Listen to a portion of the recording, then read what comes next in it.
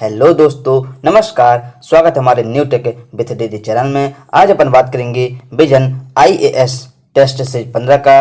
ये दोस्तों first part है और इसमें भी हम हर क्वेश्चन को पूरे डिटेल के साथ देखेंगे ताकि एक क्वेश्चन से कम 5 क्वेश्चन आप खुद बना सकें। और दोस्तों बीच बीच में हम टेक्स्ट भी देखेंगे ताकि जो क्वेश्चन आप पढ़ें वो आपको ज़्यादा दिन तक के लिए याद हो जाए और आप वीडियो के बीच में किसी भी तरह से बोर ना हो। और दोस्तों कृपया वीडियो को अंत तक जरूर देखें ताकि जो ट्रिक्स बताए जाएं वो आपको मिल सकें। तो चलिए दोस्तों आज की वीडियो स्टार्ट करते हैं बिना किसी देरी के। क्वेश्चन नंबर पहला है कि भारतीय स्वतंत्रता संग्राम के संदर्भ में निम्नलिखित में से कौन सी महत्वपूर्ण घटना या घटनाएं वर्ष 1916 के लखनऊ अधिवेशन के दौरान घटित हुई थी या घटित हुई थी। इसमें पहला दिया है कि नरमपंथियों द्वारा कांग्रेस में गर्मपंथियों का पुनः सम्मिलित किया जाना। दूसरा दिया है कि इस अधिवेशन में दैनिक कार्यों को कार्यान्वित करने के लिए कार्यकारिणी समिति के गठन को स्वीकृति प्रदान की गई। नीचे दिए गए कोड का प्रयोग कर सही उत्तर चुनिए। ए दिया है केवल एक, बी दिया है केवल दो, सी दिया है एक और दो दोनों, जबकि डी दिया है ना तो एक और ना ही दो। तो इन्हें से आपको बताना है कि इसका कौन सा आंसर सही है। तो अपन देखें कि जो भारतीय स्वतंत्रता संग्राम के संदर्भ में जो सबसे महत्वपूर्ण घटना 1916 के लखनऊ अधिवेशन में घटित हुई थी तो वो कौन कौन सी घटना थी। तो इसमें जो पहला दिया है कि नरमपंथियों द्वारा कांग्रेस में गर्मपंथियों का पुनः सम्मिलित किया जाना, तो यह बिल्कुल सही हो जाएगा क्योंकि अभी तक के अपन देखें तो जो भारतीय स्वतंत्रता संग्राम हुआ था उसमें जो वर्ष 1916 का लखनऊ अधिवेशन हुआ था उसमें सबसे महत्वपूर्ण घटना यही हुई थी। और ये जो सम्मिलित किया गया था नरमपंथी और गर्मपंथी को, तो ये जो एनी बेसेंट थी उनके प्रयासों के कारण ही इन दोनों को सम्मिलित किया गया था। और इसमें जो दूसरा दिया है कि इस अधिवेशन में दैनिक कार्यों को कार्यान्वित करने के लिए कार्यकारिणी समिति के गठन को स्वीकृति प्रदान की गई थी, तो यह बिल्कुल गलत हो जाएगा क्योंकि इसमें दैनिक कार्यों को कार्यान्वित करने के लिए कार्यकारिणी समिति के गठन का प्रयास तो किया गया था लेकिन उसको स्वीकृति नहीं मिली थी। इसलिए जो दूसरा वाला है यह वाला बिल्कुल गलत हो जाएगा, यानी कि इसका सही आंसर हो जाएगा, आंसर नंबर इसका ए हो जाएगा कि केवल एक सही है। और अब अपन चलते हैं question number next. Question number 2 है कि द्वितीय विश्व युद्ध के पश्चात गठित अंतरिम सरकार के संदर्भ में निम्नलिखित में से कौन सा या से कथन सही नहीं है या है। इसमें पहला दिया है कि इसका गठन कैबिनेट मिशन 1946 के अधीन प्रस्तावित किया गया था। दूसरा दिया है कि मुस्लिम लीग कभी भी अंतरिम सरकार में सम्मिलित नहीं हुई। और तीसरा दिया है कि वायसराय अंतरिम सरकार की कार्यकारी परिषद के अध्यक्ष के रूप में कार्य करता था। नीचे दिए गए कोड का प्रयोग कर सही उत्तर चुनिए। ए दिया है केवल एक और दो, बी दिया है केवल दो, सी दिया है केवल एक और तीन, जबकि डी दिया है केवल 3। तो इन्हें से आपको बताना है कि इसका कौन सा आंसर सही है। तो अब अपन देखें कि जो द्वितीय विश्व युद्ध हुआ था उसके बाद जो अंतरिम सरकार का गठन हुआ था तो उसके संदर्भ में अपन को बताना है कि कौन कौन से सही नहीं है। तो इसमें जो पहला दिया है कि इसका गठन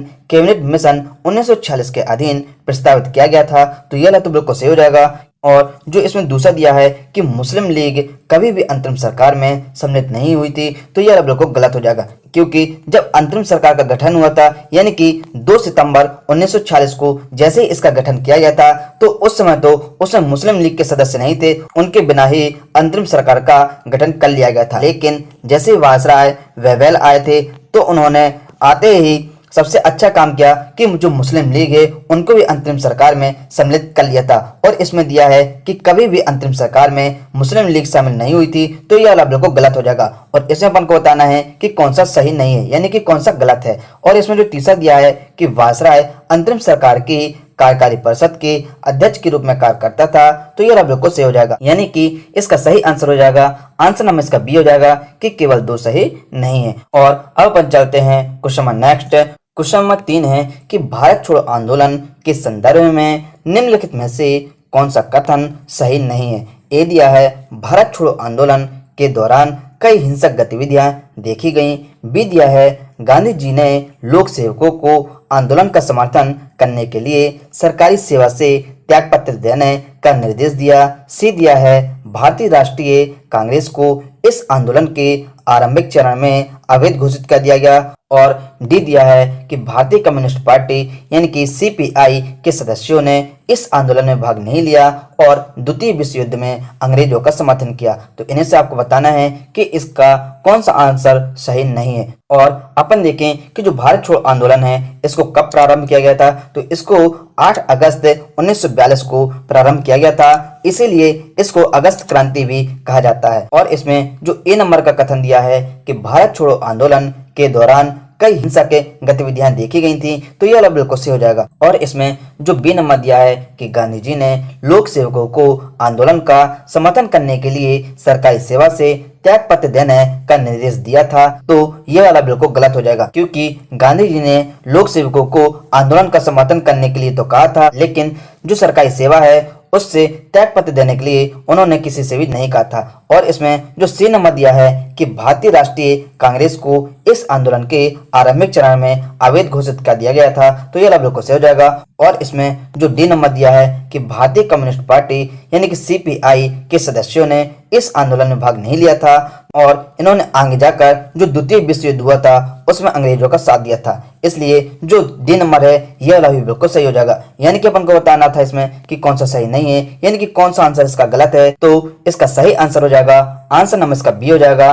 और अब अपन चलते हैं question number next. Question number 4 है कि भारतीय स्वतंत्रता संघर्ष के दौरान निम्नलिखित में से किसने सांप्रदायिक प्रवृत्ति को बढ़ाया। पहला दिया है राष्ट्रीय नायकों के रूप में महाराणा प्रताप, शिवाजी और गुरु गोविंद सिंह के महिमा मंडल ने। दूसरा दिया है 19वीं शताब्दी में हिंदू और मुस्लिम दोनों के धार्मिक सुधार और पुनरुत्थान आंदोलनों ने। तीसरा दिया है समाज के विभिन्न वर्गों के मध्य द्वेष और ईर्ष्या को बढ़ावा देने के लिए अंग्रेजों द्वारा सरकारी सेवा में संरक्षण ने। नीचे दिए गए कोड का प्रयोग का सही उत्तर चुनिए। ए दिया है केवल 1 और 3, बी दिया है केवल 2 और 3, सी दिया है केवल 3, जबकि डी दिया है 1, 2 और 3। तो इनमें से आपको बताना है कि इसका कौन सा आंसर सही है। तो अब अपन देखें कि जो सांप्रदायिक प्रवृत्ति थी उसको किसने किसने बढ़ावा दिया था। तो इसने जो पहला दिया है कि राष्ट्रीय नायकों के रूप में जो महाराणा प्रताप हुए, शिवाजी हुए और गुरु गोविंद सिंह जैसे महिमा मंडल ने इसको बढ़ावा दिया था, तो यह वाला बिल्कुल सही हो जाएगा। और इसमें जो दूसरा दिया है कि 19वीं शताब्दी में हिंदू और मुस्लिम दोनों के धार्मिक सुधार और पुनरुत्थान आंदोलनों ने सांप्रदायिक प्रवृत्ति को बढ़ावा दिया था, तो यह वाला भी बिल्कुल सही हो जाएगा। और इसमें जो तीसरा दिया है कि समाज के विभिन्न वर्गों के मध्य द्वेष और ईर्ष्या को बढ़ावा देने के लिए अंग्रेजों द्वारा सरकारी सेवा में संरक्षण ने सांप्रदायिक प्रवृत्ति को बढ़ावा दिया था, तो ये वाला भी बिल्कुल सही हो जाएगा। यानी कि इसका सही आंसर हो जाएगा आंसर नंबर इसका डी हो जाएगा कि 1, 2 और 3 इसका सही आंसर है। और अब अपन चलते हैं question number next. Question number 5 है कि सर्वदलीय सम्मेलन 1928 में निम्नलिखित में से कौन से सिद्धांत स्वीकार किए गए थे। पहला दिया है देशी शासकों के अधिकार सुरक्षित किए जाएं। दूसरा दिया है प्रिवी काउंसिल को की जाने वाली सभी अपीलें समाप्त की जाएं। तीसरा दिया है केंद्र के साथ साथ प्रांतों में उत्तरदायी सरकारों का सिद्धांत। नीचे दिए गए कोड का प्रयोग का सही उत्तर चुनिए। ए दिया है केवल 1 और 2, बी दिया है केवल 2 और 3, सी दिया है केवल 1 और 3, जबकि डी दिया है 1, 2 और 3। तो इन्हें से आपको बताना है कि इसका कौन सा आंसर सही है। तो अब अपन देखें कि इसे शब्द आ रहा है सर्वदलीय सम्मेलन। सर्वदलीय का मतलब ही होता है कि इसमें सभी दल सम्मिलित होंगे, यानी कि कांग्रेस के प्रतिनिधियों के साथ साथ जो मुस्लिम लीग हो गए, हिंदू महासभा और इसके साथ जो और भी संगठन है वो भी इसमें सम्मिलित होंगे, यानी कि इसमें सभी दल सम्मिलित होंगे, इसीलिए इसका नाम रखा गया सर्वदलीय सम्मेलन, जो कि 1928 में हुआ था। तो इसमें अपन को बताना है कि जो सर्वदलीय सम्मेलन 1928 हुआ था तो उसमें कौन कौन से सिद्धांत को स्वीकार किया गया था। तो इसमें जो पहला दिया है कि देशी शासकों के अधिकार सुरक्षित किए जाएं, तो यह लफ्ज को सही हो जाएगा। और इसमें जो दूसरा दिया है कि प्रिवी काउंसिल को की जाने वाली सभी अपीलें समाप्त की जाएं, तो यह लफ्ज बिल्कुल सही हो जाएगा। और इसमें जो तीसरा दिया है कि केंद्र के साथ साथ प्रांतों में उत्तरदायी सरकारों का सिद्धांत भी स्वीकार किया जाए, तो यह वाला भी बिल्कुल सही हो जाएगा। यानी कि इसका सही आंसर हो जाएगा आंसर नंबर इसका डी हो जाएगा कि 1, 2 और 3 इसका सही आंसर है। और जो सर्वदलीय सम्मेलन हुआ था 1928 में, इसको इसलिए गठित किया गया था क्योंकि इसके पहले जो मद्रास में कांग्रेस अधिवेशन हुआ था 1927 में, उसमें साइमन कमीशन के बहिष्कार का जो प्रस्ताव था वो पारित किया गया था। और फिर कार्यकारिणी समिति को अन्य संगठन से परामर्श करके भारत के लिए संविधान तैयार करने की जरूरत थी और इसीलिए फिर सभी दल को एकत्रित किया गया और फिर उसका नाम रखा गया सर्वदलीय सम्मेलन। और अब अपन चलते हैं question number next. Question number 6 है कि सविनय अवज्ञा आंदोलन के द्वितीय चरण के दौरान निम्नलिखित में से कौन सी घटना या घटनाएं घटित हुई थी या हुई थी। पहला दिया है खान अब्दुल गफ्फार खां द्वारा खुदाई खिदमतगार समाज का संगठन। दूसरा दिया है नागालैंड में रानी गैडी नल्लू के नेतृत्व में विद्रोह। और तीसरा दिया है कि पेशावर में सामूहिक प्रदर्शन पर गढ़वाली सैनिकों द्वारा गोली चलाने से इनकार करना। नीचे दिए गए कोड का प्रयोग कर सही उत्तर चुनिए। ए दिया है केवल 1, बी दिया है केवल 1 और 2, सी दिया है केवल 2 और 3, जबकि डी दिया है 1, 2 और 3। तो इन्हें से आपको बताना है कि इसका कौन सा आंसर सही है।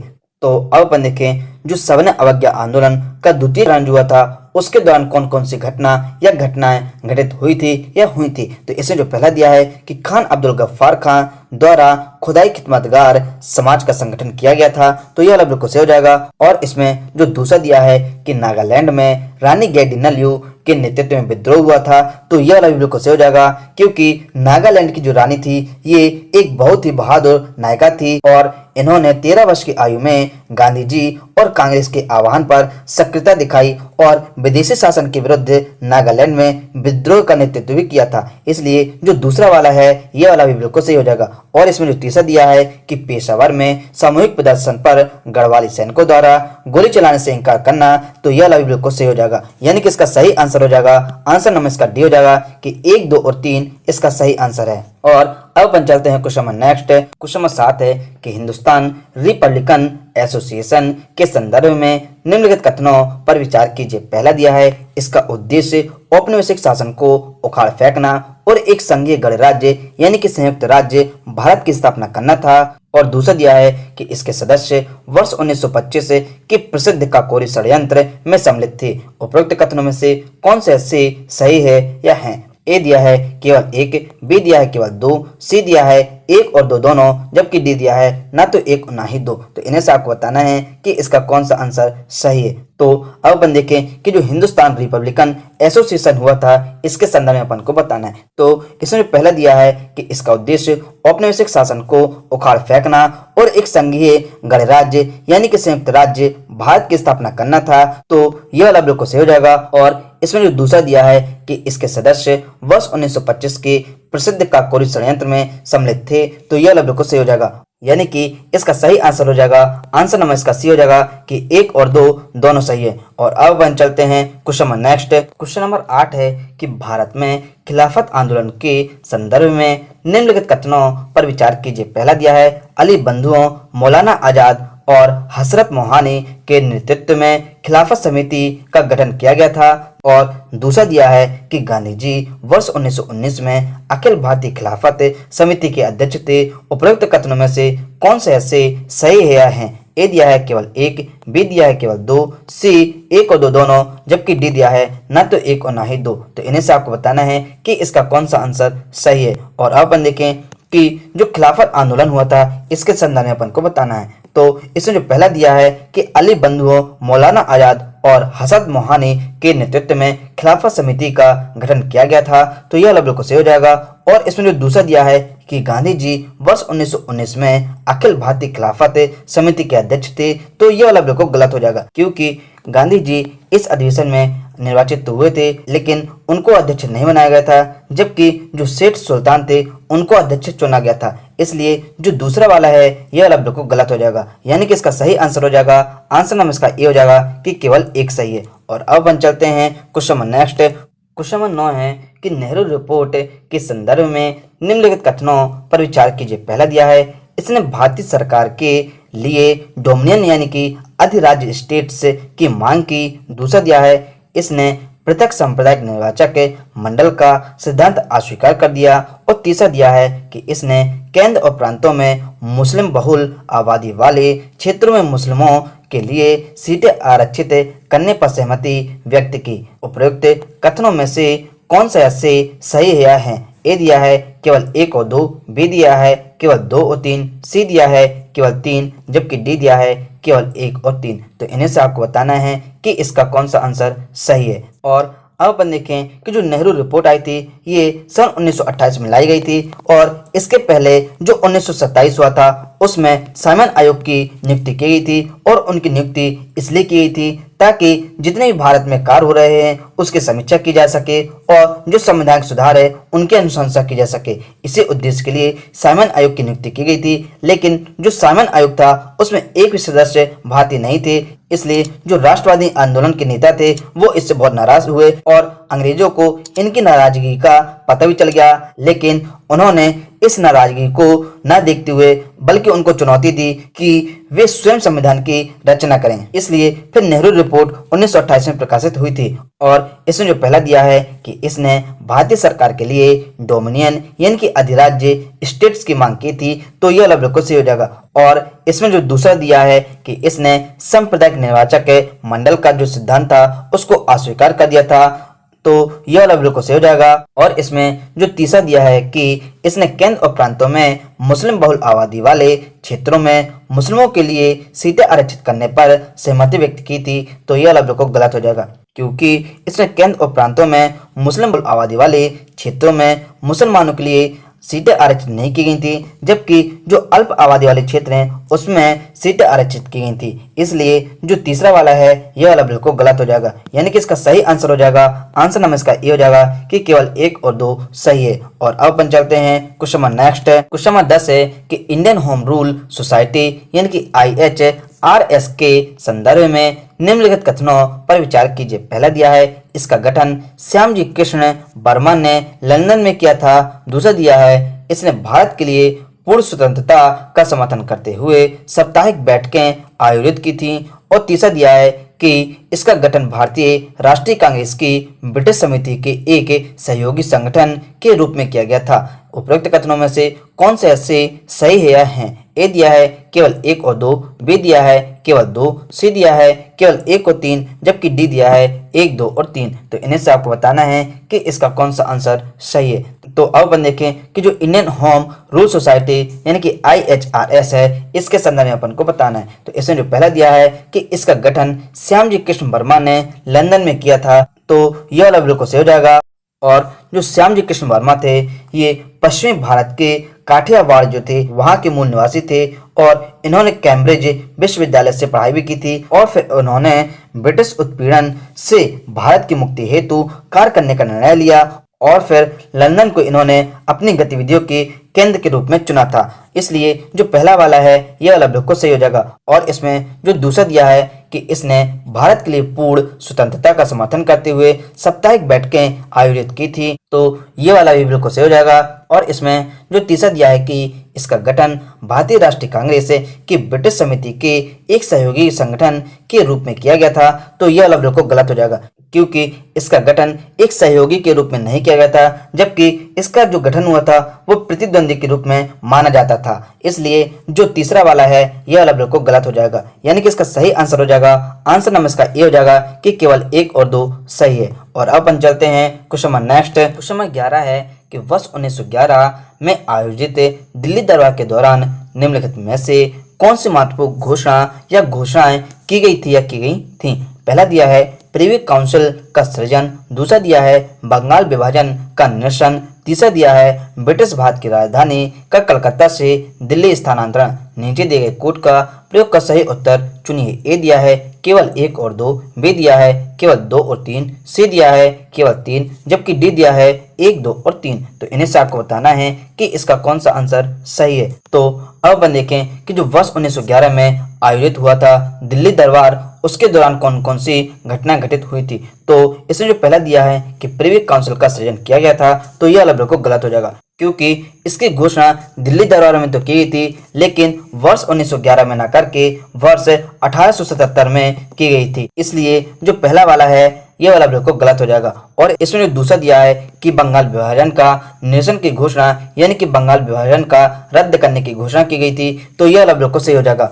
और इसमें जो तीसरा दिया है कि ब्रिटिश भारत की राजधानी का कलकत्ता से दिल्ली स्थानांतरण किया गया था, तो यह बिल्कुल सही हो जाएगा, यानी कि इसका सही आंसर हो जाएगा, आंसर नंबर इसका बी हो जाएगा कि केवल 2 और 3 इसका सही आंसर है। और अब अपन चलते हैं क्वेश्चन नंबर नेक्स्ट। क्वेश्चन 12 है कि स्वदेशी आंदोलन के संदर्भ में निम्नलिखित कथनों पर विचार कीजिए। पहला दिया है, इस आंदोलन में आत्मनिर्भरता या आत्मशक्ति को अत्यधिक महत्व दिया गया। दूसरा दिया है, यह आंदोलन मुस्लिम जनता का समर्थन जुटाने में विफल रहा। और तीसरा दिया है कि स्वदेशी आंदोलन के दौरान सांप्रदायिक हिंसा की कोई घटना नहीं हुई थी। उपरोक्त कथनों में से कौन से सही हैं?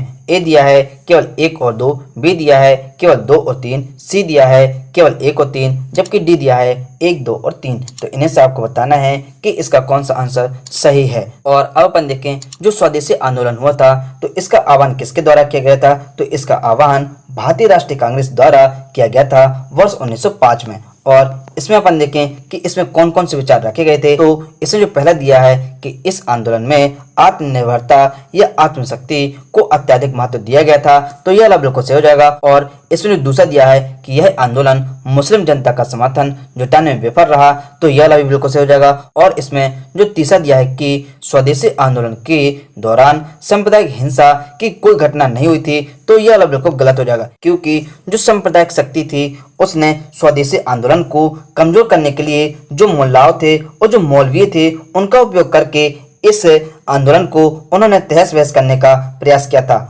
और इसलिए जो सांप्रदायिक हिंसा थी वो काफी भड़क उठी थी। और जैसे स्वदेशी आंदोलन अपने शिखर पर पहुंचने वाला था, तो उसी समय बंगाल में एक बहुत ही बड़ा सांप्रदायिक दंगा हुआ था। इसलिए जो इसमें तीसरा दिया है कि इस समय कोई भी घटना घटित नहीं हुई थी सांप्रदायिक हिंसा वाली, तो यह बिल्कुल गलत हो जाएगा, यानी कि इसका सही आंसर हो जाएगा आंसर नंबर इसका ए हो जाएगा कि केवल 1 और 2 इसका सही आंसर है। और अब अपन चलते हैं question number next. Question number 13 है कि हाल ही में भारत में TREM चरण मानदंडों में संशोधन किया गया। इस संदर्भ में निम्नलिखित में से कौन सा या से कथन सही है या है? पहला दिया है, TREM चरण मानदंड सड़कों पर संचालित भारी मोटर वाहनों के लिए उत्सर्जन मानकों को नियंत्रित करते हैं। दूसरा दिया है, इन्हें पर्यावरण, वन और जलवायु परिवर्तन मंत्रालय द्वारा जारी किया जाता है। नीचे दिए गए कोड का प्रयोग का सही उत्तर चुनिए। ए दिया है केवल 1, बी दिया है केवल 2, सी दिया है 1 और 2 दोनों, डी दिया है ना तो 1 और ना ही 2। तो इन्हें से आपको बताना है कि इसका कौन सा आंसर सही है। तो अब अपन देखें कि जो भारत में TREM चरम मानदंड है उसमें जो संशोधन हुआ है उसके संदर्भ में अपन को बताना है। तो इसमें जो पहला दिया है कि TREM चरण मानदंड सड़कों पर संचालित भारी मोटर वाहनों के लिए उत्सर्जन मानकों को नियंत्रित करते हैं, तो यह बिल्कुल गलत हो जाएगा, क्योंकि भारत सरकार ने ट्रैक्टर हो गया और जो निर्माण उपकरण हैं उसके वाहनों के उत्सर्जन जो है उनके मानकों के नामकरण में संशोधन की घोषणा की थी। इसलिए जो इसमें दिया है कि भारी मोटर वाहनों के लिए उत्सर्जन मानकों को नियंत्रित करते हैं, तो यह वाला बिल्कुल गलत हो जाएगा। और इसमें जो दूसरा दिया है कि इन्हें पर्यावरण, वन और जलवायु परिवर्तन मंत्रालय द्वारा जारी किया जाता है, तो यह वाला बिल्कुल गलत हो जाएगा, क्योंकि इन्हें सड़क परिवहन और राजमार्ग मंत्रालय द्वारा जारी किया जाता है, ना कि पर्यावरण, वन और जलवायु परिवर्तन मंत्रालय द्वारा। इसलिए जो दूसरा वाला है यह वाला बिल्कुल गलत हो जाएगा, यानी कि इसका सही आंसर हो जाएगा आंसर में इसका डी हो जाएगा कि ना तो 1 सही है और ना ही 2 सही है। और अब अपन चलते हैं question number next. Question number 14 है कि निम्नलिखित में से कौन भारत छोड़ो आंदोलन के दौरान संचालित भूमिगत गतिविधियों से जुड़े हुए थे? पहला दिया है अरुणा आसफ अली, दूसरा दिया है जयप्रकाश नारायण, तीसरा दिया है सुचेता कृपलानी।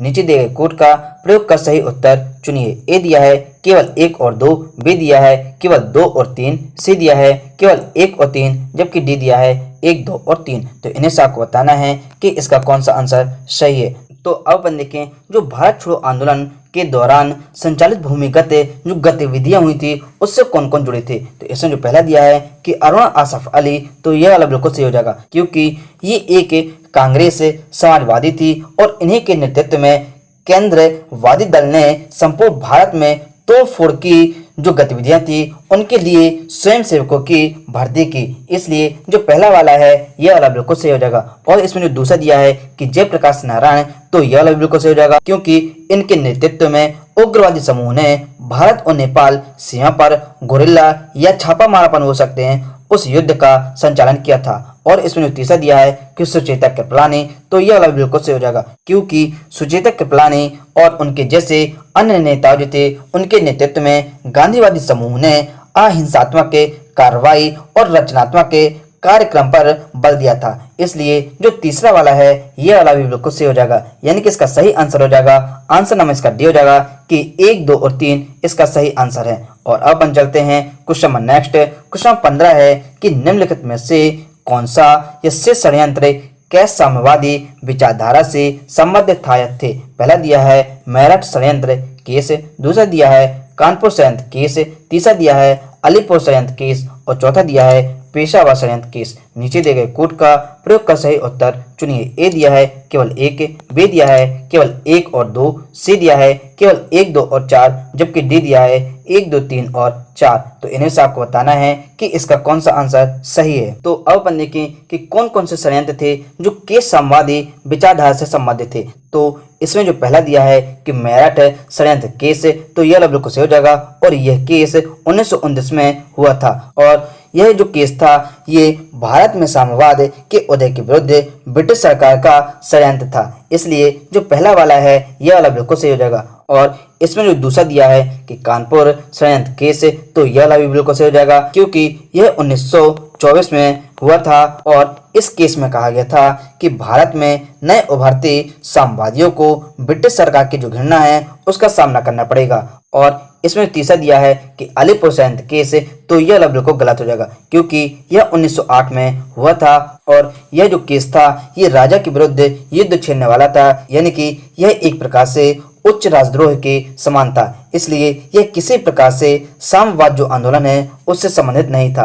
और इसमें जो चौथा दिया है कि पेशावर षड्यंत्र केस, तो यह बिल्कुल सही हो जाएगा क्योंकि यह जो हुआ था 1922 में हुआ था और ये उन मुसलमानों से संबंधित था जो रूस के साम्यवादी क्रांति में रुचि रखते थे। इसलिए जो चौथा वाला है यह वाला भी बिल्कुल सही हो जाएगा, यानी कि इसका सही आंसर हो जाएगा, आंसर नंबर इसका सी हो जाएगा कि 1, 2 और 4 इसका सही आंसर है। और अब हम चलते हैं question number next. Question number 16 है कि निम्नलिखित कथनों पर विचार कीजिए। पहला दिया है यह वाणिज्यिक फसल है जिसके लिए उच्च आर्द्रता प्रतिधारणा की आवश्यकता होती है। दूसरा दिया है सुमिन, सुजाता और कर्णक इसके ज्ञात किस्में हैं। तीसरा दिया है हाल ही में भारत ने इसे कस्तूरी ब्रांड नाम से जारी किया। उपरोक्त कथनों द्वारा निम्नलिखित में से किस फसल का सर्वश्रेष्ठ वर्णन किया गया है। ए दिया है कॉफी की फलियां, बी दिया है वेनिला की फली, सी दिया है कपास तंतु और डी दिया है केसर तंतु। तो इन्हें से आपको बताना है कि इसका कौन सा आंसर सही है। और अब अपन देखें कि वह कौन सी फसल है जिसके लिए उच्च आर्द्रता प्रतिधारण करने की आवश्यकता होती है और उसकी जो किस्में हैं वो सुमित, सुजाता और कर्णक है और उसका जो नाम भी रखा गया है वो कस्तूरी ब्रांड रखा गया है, यानी कि इसका सही आंसर हो जाएगा, आंसर नंबर इसका सी हो जाएगा कि कपास तंतु, क्योंकि इसे अभी हाल ही में केंद्रीय वस्त्र तथा महिला एवं बाल विकास मंत्री ने भारतीय कपास के लिए प्रथम ब्रांड और इसका जो प्रतीक चिन्ह है यानी कि जिसको लोगो वो भी जारी किया है। और अब जो भारत की उत्कृष्ट कपास है उसको विश्व कपास में कस्तूरी कॉटन के रूप में जाना जाएगा। और जो कस्तूरी ब्रांड है यह सफेद होती है, इसमें चमक भी होती है, शुद्धता भी होती है और साथ ही साथ ये भारतीय होने का प्रतिनिधित्व भी करेगा, इसलिए इसका सही आंसर हो जाएगा कपास तंतु। और अब अपन चलते हैं question number next. Question number 17 है कि स्वदेशी आंदोलन के दौरान ब्रिटिश निर्मित वस्तुओं के आर्थिक बहिष्कार के लिए निम्नलिखित में से कौन से उद्देश्य या विचार उत्तरदायी थे। पहला दिया है स्वदेशी उत्पाद भारतीय उद्योगों को प्रोत्साहित करेंगे और रोजगार के अवसर प्रदान करेंगे। दूसरा दिया है यह भारत में ब्रिटिश हितों को क्षति पहुंचाने के लिए एक प्रभावी हथियार के रूप में कार्य करेगा। और तीसरा दिया है कि कांग्रेस उभरते हुए भारतीय उत्पादक वर्ग से उदारता पूर्वक धन प्राप्त कर सकती थी। नीचे दिए गए कोड का प्रयोग कर सही उत्तर चुनिए। ए दिया है केवल 1 और 2, बी दिया है केवल 2 और 3, सी दिया है केवल 1 और 3, जबकि डी दिया है 1, 2 और 3। तो इन्हें से आपको बताना है कि इसका कौन सा आंसर सही है। तो अब अपन देखें कि जो स्वदेशी आंदोलन हुआ था उसके संदर्भ में अपन को बताना है। तो इसमें जो पहला दिया है कि स्वदेशी उत्पाद भारतीय उद्योगों को प्रोत्साहित करेंगे और रोजगार के अवसर भी प्रदान करेंगे, तो यह तो बिल्कुल सही हो जाएगा। और इसमें दूसरा दिया है कि यह भारत में ब्रिटिश हितों को क्षति पहुंचाने के लिए एक प्रभावी हथियार के रूप में कार्य करेगा, तो यह बिल्कुल सही हो जाएगा। और इसमें जो तीसरा दिया है कि कांग्रेस उभरते हुए भारतीय उत्पादक वर्ग से उदारता पूर्वक धन प्राप्त कर सकती थी। तो ये वाला भी बिल्कुल सही हो जाएगा, यानी कि इसका सही आंसर हो जाएगा, आंसर नंबर इसका डी हो जाएगा कि 1, 2 और 3 इसका सही आंसर है। और अब अपन चलते हैं question number next. Question number 18 है कि रियासतों में आंदोलन के संदर्भ में निम्नलिखित कथनों पर विचार कीजिए। पहला दिया है रियासतों से संबंधित मामलों पर अंग्रेजों को सलाह देने के लिए भारत सरकार अधिनियम 1909 के प्रावधानों के अंतर्गत नरेंद्र मंडल की स्थापना की गई थी। दूसरा दिया है दिल्ली सरकार 1911 के पश्चात अखिल भारतीय राज्य जन कॉन्फ्रेंस गठित की गई थी। तीसरा दिया है कि भारत सरकार अधिनियम 1935 के अंतर्गत यह प्रावधान किया गया था कि संघीय विधायिका हेतु रियासतों के प्रतिनिधियों को सीमित मताधिकार द्वारा निर्वाचित किया जाएगा। उपरोक्त कथनों में से कौन सा या से सही है? यह है ए केवल 2, बी केवल 2 और 3, सी दिया है केवल 1, जबकि डी दिया है उपरोक्त में से कोई नहीं। तो इनमें से आपको बताना है कि इसका कौन सा आंसर सही है। तो अब अपन देखें, जो रियासतों में आंदोलन हुआ था उसके संदर्भ में अपन को बताना है। तो इसमें पहला दिया है कि रियासतों से संबंधित मामलों पर अंग्रेजों को सलाह देने के लिए भारत सरकार अधिनियम 1909 के प्रावधानों के अंतर्गत नरेंद्र मंडल की स्थापना की गई थी। तो यह वाला बिल्कुल गलत हो जाएगा, क्योंकि नरेंद्र मंडल की स्थापना सन 1920 में जॉर्ज पंचम की शाही उद्घोषणा के द्वारा की गई थी। इसलिए जो पहला वाला है यह वाला बिल्कुल गलत हो जाएगा। और इसमें जो दूसरा दिया है कि दिल्ली दरबार 1911 के पश्चात अखिल भारतीय राज्य जन कॉन्फ्रेंस गठित की गई थी, तो यह वाला बिल्कुल गलत हो जाएगा, क्योंकि अखिल भारतीय जन कॉन्फ्रेंस जो गठित हुई थी वो सन 1927 में हुई थी, ना कि 1911 में। इसलिए जो दूसरा वाला है ये वाला भी बिल्कुल गलत हो जाएगा। और इसमें तीसरा दिया है कि भारत सरकार अधिनियम 1935 के अंतर्गत यह प्रावधान किया गया था कि संघीय विधायिका हेतु रियासतों के प्रतिनिधियों को सीमित मताधिकार द्वारा निर्वाचित किया जाएगा। तो यह वाला बिल्कुल गलत हो जाएगा, क्योंकि इन प्रतिनिधियों को देशी रियासतों के राजा द्वारा मनोनीत किया जाना था, ना कि लोकतांत्रिक रूप से निर्वाचित किया जाना था। इसलिए जो तीसरा वाला है ये वाला बिल्कुल गलत हो जाएगा, यानी कि इसका सही आंसर हो जाएगा, आंसर नंबर इसका डी हो जाएगा कि उपरोक्त में से कोई नहीं। और अब अपन चलते हैं question number next. Question number 19 है कि भीमराव रामजी अंबेडकर के संदर्भ में निम्नलिखित कथनों पर विचार कीजिए। पहला दिया है उन्होंने वर्ष 1930 में स्पष्ट कांग्रेस विरोधी एजेंडे के साथ अखिल भारतीय दलित वर्ग कांग्रेस को संगठित किया। दूसरा दिया है उन्होंने तीनों गोलमेज सम्मेलनों में भाग लिया। तीसरा दिया है उन्होंने वर्ष 1942 के भारत छोड़ो आंदोलन का समर्थन नहीं किया। और चौथा दिया है कि उन्होंने निर्धनों और दलितों को संगठित करने के लिए स्वतंत्र श्रमिक दल का गठन किया। उपरोक्त कथनों में से कौन से सही है? ए दिया है केवल 1 और 2, बी दिया है केवल 3 और 4, सी दिया है केवल 1, 3 और 4, जबकि डी दिया है 1, 2, 3 और 4। तो इन्हें से आपको बताना है कि इसका कौन सा आंसर सही है। तो अब अपन देखें भीमराव रामजी अंबेडकर यानी कि डॉक्टर B.R. अम्बेडकर जो हैं उनके संदर्भ में अपन को बताना है। तो इसमें जो पहला दिया है कि उन्होंने वर्ष 1930 में स्पष्ट कांग्रेस विरोधी एजेंडे के साथ अखिल भारतीय दलित वर्ग कांग्रेस को संगठित किया था, तो यह वाला बिल्कुल सही हो जाएगा। और इसमें जो दूसरा दिया है कि उन्होंने तीनों गोलमेज सम्मेलनों में भाग लिया था, तो ये वाला भी बिल्कुल सही हो जाएगा। और इसमें तीसरा दिया है कि उन्होंने वर्ष 1942 के भारत छोड़ो आंदोलन का समर्थन नहीं किया था, तो ये वाला भी बिल्कुल सही हो जाएगा। और इसमें जो चौथा दिया है कि उन्होंने निर्धनों और दलितों को संगठित करने के लिए स्वतंत्र श्रमिक दल का गठन किया था, तो यह वाला भी बिल्कुल सही हो जाएगा, यानी कि इसका सही आंसर हो जाएगा, आंसर नंबर इसका डी हो जाएगा कि 1, 2, 3 और 4 इसका सही आंसर है। और अब अपन चलते हैं question number next. Question number 20 है कि हाल ही में विश्व आर्थिक मंच ने निम्नलिखित में से किस राज्य में उन्नत विनिर्माण केंद्र की स्थापना पर सहमति व्यक्त की है? ए दिया है गुजरात, बी दिया है तमिलनाडु, सी दिया है आंध्र प्रदेश और डी दिया है असम। तो इनमें से आपको बताना है कि इसका कौन सा आंसर सही है। तो अब अपन देखें कि जो विश्व आर्थिक मंच है उसको किस राज्य में उन्नत विनिर्माण केंद्र स्थापित करने की सहमति व्यक्त की गई है, तो इसका सही आंसर हो जाएगा, आंसर नंबर इसका बी हो जाएगा कि तमिलनाडु, क्योंकि तमिलनाडु राज्य की नोडल निवेश संवर्धन एवं सुविधा अभिकरण ने राज्य में भारत के प्रथम उन्नत विनिर्माण केंद्र की स्थापना करने के लिए विश्व आर्थिक मंच के साथ भागीदारी की थी। इसलिए इसका सही आंसर हो जाएगा, आंसर में इसका बी हो जाएगा। और दोस्तों यदि आपको ये वीडियो अच्छी लगी हो तो इस वीडियो को लाइक करें, अपने दोस्तों के साथ शेयर करें और हमारे चैनल पर यदि आप नए हैं तो इस चैनल को सब्सक्राइब जरूर कर लीजिए ताकि आप भी हमारे परिवार के सदस्य बन सकें। और दोस्तों प्रेस बेल आइकन बटन को जरूर दबाएं ताकि हर वीडियो की नोटिफिकेशन आपको मिलती रहे। तो चलिए दोस्तों अब अपन मिलते हैं नेक्स्ट वीडियो में। जब तक के लिए जय हिंद, जय भारत, अपना ध्यान रखिए, घर पर रहिए और सुरक्षित रहिए।